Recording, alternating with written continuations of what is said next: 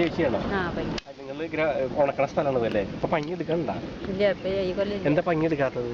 പഞ്ഞി കുറവ് പിന്നെ ഞങ്ങളല്ല എടുത്തുകൊണ്ടിരുന്നത്, താഴെ കോട്ടപ്പുറത്തെ വീട്ടുകാരായിരുന്നു. അപ്പൊ അവരെടുത്തിട്ട് ഞങ്ങൾക്ക് ഇങ്ങനെ ഉണക്കാനായിട്ട് തന്നതാണ്. ഈ കൊല്ലം അവർക്കതില്ല, പഞ്ഞി കുറവ്. പിന്നെ അപ്പൊ ഈ മണ്ണെടുത്തപ്പോഴാണ് ഇതിന്റെ തെങ്ങൊക്കെ നശിച്ചു പോയത്? മണ്ണെടുത്ത് കൊടുത്തപ്പോ അവര് വെട്ടി കളഞ്ഞിട്ട് തെങ്ങ് വെട്ടി കളഞ്ഞ് മണ്ണെടുത്തു.